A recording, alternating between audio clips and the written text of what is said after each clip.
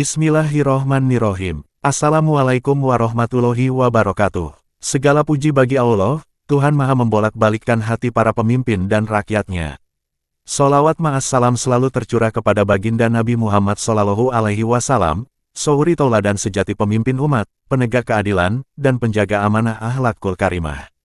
Salam takzim penuh berkah kami sampaikan kepada segenap pecinta, para ahlul channel Teguh Rahayu Selamat yang dirahmati Allah. Semoga diberi kejernihan hati dalam menyikapi setiap gelombang zaman, termasuk isu yang sedang guncang jagat politik tanah air yakni, bola api judol, isu yang menyeret dua nama kembar Budi Aris Setiadi Ketum Pro Jokowi, dan Budi Gunawan Kepala BIN, sang kader PDIP, bak perseteruan dua gangster dua kutub kekuasaan, Jokowisme versus Megawisme, seperti mengulang kisah perang paregrek yang menandai awal keruntuhan kejayaan kerajaan Mojopahit Raya.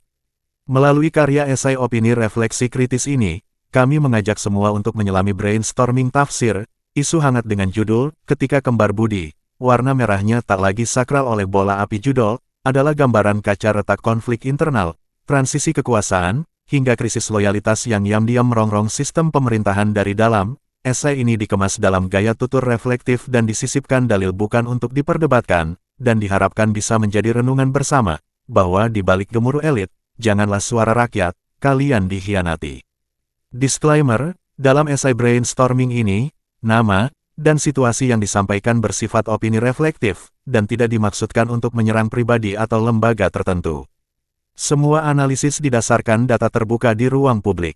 Bila terdapat tafsir yang menimbulkan persepsi negatif, maka hal tersebut adalah interpretasi penyimak, bukanlah niat penulis, melainkan interpretasi wajar dalam ranah diskursus demokrasi dan kebebasan berekspresi di Indonesia. Maka, yuk menata niat, jernihkan hati, selamat menyimak dengan bismillah. Judul, Ketika Budi Kuadrat merahnya tak lagi sakral oleh bola api judol. Di negeri yang kerap bangga disebut demokrasi ketiga terbesar dunia, kebenaran tak datang dari podium resmi. Ia menyelinap di celah dialog bocor, gumam yang tanpa sengaja jadi ledakan politik, suara itu terendus Budi Kuadrat. Budi ke-1 membakar Budi yang lain. Dan api berjuluk judol, melahap bendera merah yang dulu sakral. Ketika Mas-sama Budi bersilat kalimat pi-api, publik tahu ada sesuatu yang sedang terbakar. Budi Ari, Menteri dan Ketua Umum Pro Jokowi, relawan militansi Jokowisme. Dan Budi Gunawan, Kepala BIN, tokoh rekat lama sejarah PDIP. Dua nama bermain bola panas berlabel judi online, maka kasus ini sudah bukan judi semata, menjelma jadi jendela retak bangunan fondasi kokoh, koalisi besar bernama Jokowi plus PDIP. Bocornya rekaman suara diduga milik Budi Ari nyebut secara terang pihak yang ia tuding sebagai dalam framing judol pada dirinya, gema suara itu bukan gema biasa. Ia suara, dalam, suara kekuasaan. Ia sebut nama partai. Ia sebut nama kepala lembaga intelijen. Ia sebut kata, digoreng, maka meledaklah buem. Maka, api pun besar, bukan hanya nama kembar Budi terbakar, tapi persatuan politik lama ambyar.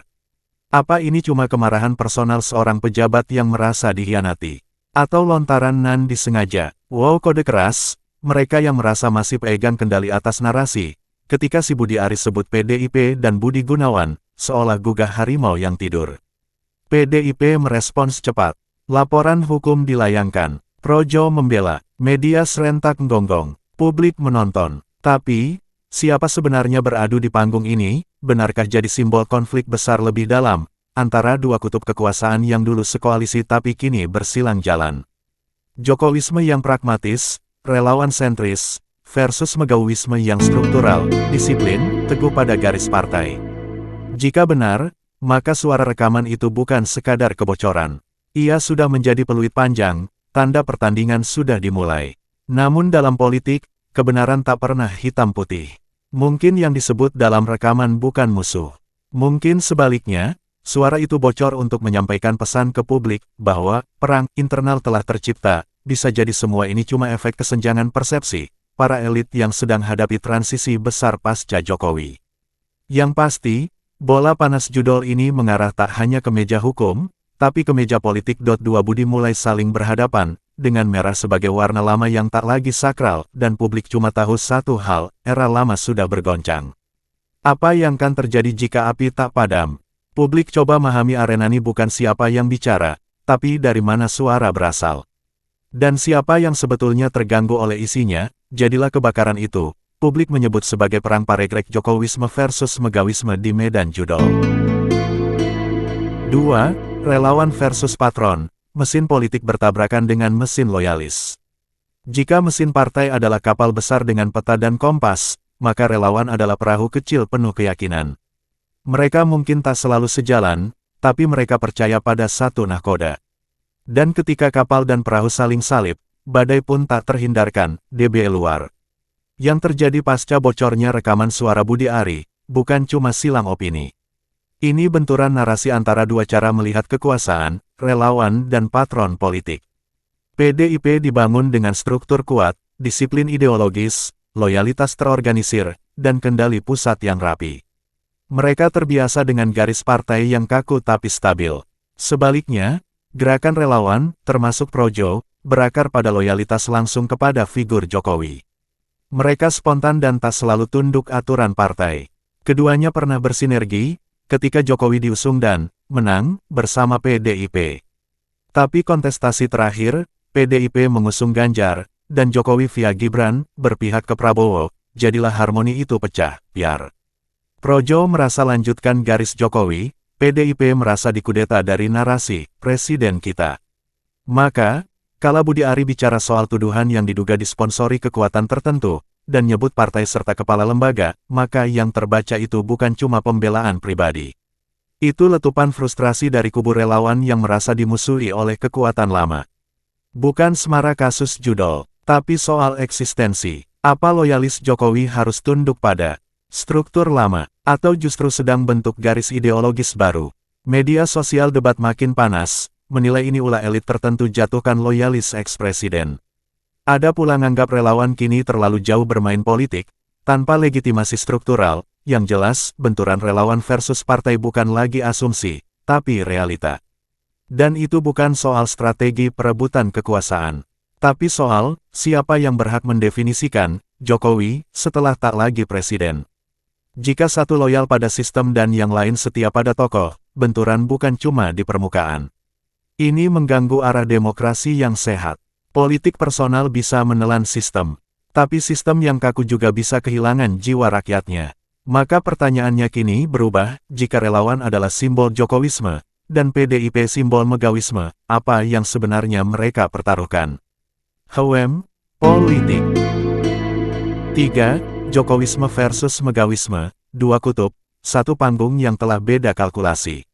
Ada kalanya dua gunung yang pernah menopang langit bersama, saling bergetar saat bayang kekuasaan tak lagi menyatu.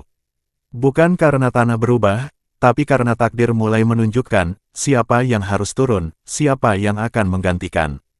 Ketika suara relawan mulai berbeda dengan suara partai, dan ketika keduanya merasa paling sah merepresentasikan warisan Jokowi, maka kita berhadapan dengan dua kutub besar saling bermetamorfosa, kepompong, ulat, kupu-kupu, Jokowisme versus Megawisme. Jokowisme, meski tak formal sebagai ideologi, hidup cara relawan bekerja, pragmatis, penuh daya pencitra diri, gaya berusukan yang basi. Megawisme, di sisi lain, pewaris ideologis struktural yang lahir dari perjuangan lama, berpijak prinsip, ideologi, loyalitas partai, dan garis komando, tegak pada tatanan. Dalam Megawisme, kekuasaan adalah amanah yang dititipkan lewat struktur, bukan figur personal. Keduanya pernah bersatu, tapi kini, saat suara Budi Ari nyetil PDIP dan kepala intelijen orang dekat Megawati, publik bertanya, akan perang paregrekkah ini? Mengapa mereka kini saling bertikai oleh medan judul? Pesan Allah, sesungguhnya Allah menyuruh kamu menyampaikan amanah pada yang berhak nerimanya, dan bila kamu menetapkan hukum di antara manusia supaya kamu adil. Surat An-Nisa 58. Amanah kekuasaan, baik lewat partai maupun relawan, harus kembali pada siapa yang berhak, bukan siapa berkuasa. Bila perang paregrek judul ini sekadar tentang siapa paling dekat dengan istana, maka amanah bisa tergelincir jadi rebutan, bukan pengabdian. An-Nisa 58 tersebut diingkari. Jokowisme dan Megawisme makin sulit duduk satu meja. Projo dan PDIP, tak hanya berbeda pilihan politik di Pilpres lalu, mereka saling membuka aib, luka bahkan borok mereka. Ironinya, lembaga negara, sesakral bin dibawa-bawa arus opini, apa kata dunia. Yang tak disadari adalah, publik nyimak. Dan rakyat mencatat, bahwa mereka saling udal kesumat oleh pundi judol, saat dua kutub ini saling silang narasi, yang terancam bukan cuma kohesi elit, tapi demokrasi. Sebab jika loyalitas pada figur, tanpa sistem bisa terjebak, kultus, mental bebek. Tapi jika sistem menutup ruang rakyat, kita kehilangan jiwanya. Ingat, tak ada kebaikan dalam kalian jika kalian tidak mengatakan kebenaran. Dan tidak ada kebaikan pada kami, jika kami tak mau mendengarkannya. Khalifah ketiga, Umar bin Khattab. Inilah waktunya tobat, para elit mau dengar, bukan hanya bersuara mon-omon lantang. Lantas, jika Jokowisme dan Megawisme memang mulai berseberangan, siapakah yang akan menengahi? Atau malah diam-diam menikmati benturan ini dari kejauhan. Dan rakyat, melihat itu sebagai pesta mereka memang waktunya berakhir. 4. Perang framing, fitnah, dan kekuasaan, bermain api, judol. Api tak pernah milih siapa yang ia hanguskan. Tapi, seseorang pasti pernah menyalakan koreknya. Masalahnya, siapa yang melempar ke ladang kering bernama ranah publik? Dugaan keterlibatan Budi Ari di jaringan judi online, viral lewat rekaman suara penuh bara, tak cuma guncang pribadi, tapi jadi bom waktu politik. Ledakannya nembus dua poros, relawan loyalis Jokowi dan Partai Banteng merasa diserang. Disinilah wilayah framing meletus, info jelma jadi senjata, persepsi jadi alat delegitimasi. Dunia digerakkan oleh potongan klip, judul provokatif, dan narasi yang separuh benar, siapapun bisa jadi korban, atau justru si pelaku, laiknya jerat hukum alam, sapa nanam dia pasti menuai. Fitnah, framing, dalam politik bukan barang baru. Tapi ketika digunakan untuk cak-acak barisan, ia bukan hanya melukai lawan, tapi bisa menyesatkan demokrasi. Rasulullah bersabda, fitnah itu tidur. Allah melaknat siapa saja yang membangunkannya, ruwahu Abu Nuaim dalam Hilyatul Auliya, maka jika benar ada tangan pelempar isu demi jatuhkan pihak tertentu, atau bahkan untuk buka celah negosiasi politik baru, maka kita sedang menyaksikan politik tak lagi bertumpu pada nilai, value, tapi taktik gelap yang hancurkan kepercayaan publik, meski Budi Ari membantah. Tapi publik terlanjur mengunyah narasi ketika ia sebut nama partai besar serta kepala lembaga strategis, spekulasi makin liar. PDIP merasa diserang, BIN merasa diusik. Apakah ini alihan isu, atau pembalasan? Bahkan, puncak gunung es perang dingin yang selama ini disembunyikan di balik layar kerakyatan. Pesta memang harus berakhir. Paregrek kekinian tergelar. Politik Indonesia memang gemar membungkus konflik elit dalam bahasa moral. Kadang yang kita saksikan bukan soal benar atau salah, melainkan siapa lebih cepat bentuk opini publik. Di situ, framing jadi lebih menentukan dari fakta, benar-benar gila bukan, astagfirullah.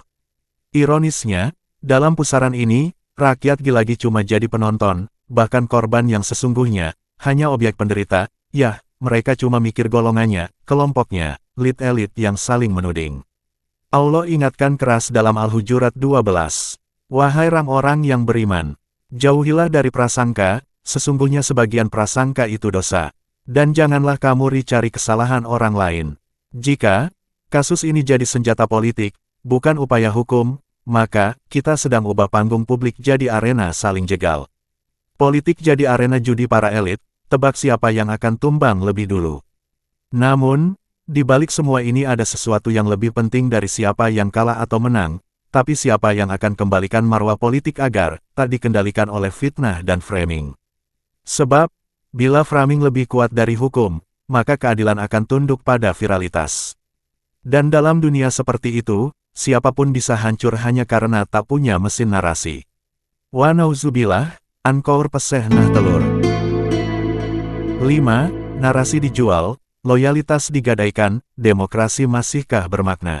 Siapa awal perusak tatanan negeri ini yang terlalu bising oleh narasi, kebenaran, dikalahkan citra oleh siapa yang lebih dulu viral. Dan loyalitas bukan lagi perkara nilai, melainkan siapa yang sanggup membayar paling mahal, anjay. Dalam riuhnya drama Budi Kuadrat, Budi Ari versus PDIP dan Budi Gunawan, sesungguhnya yang sedang dipertaruhkan bukan nama itu, tapi substansi demokrasi itu sendiri. Apakah sistem masih sanggup berdiri di atas pilar integritas, atau telah ambruk jadi pasar transaksi politik?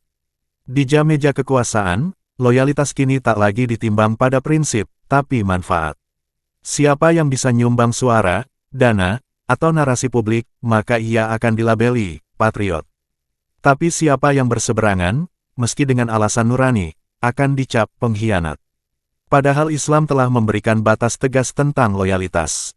Wahai orang-orang yang beriman, janganlah kamu jadikan musuhku dan musuhmu sebagai teman setia, wali, dengan memberikan kasih sayang kepada mereka. Mumtahanah ayat 1.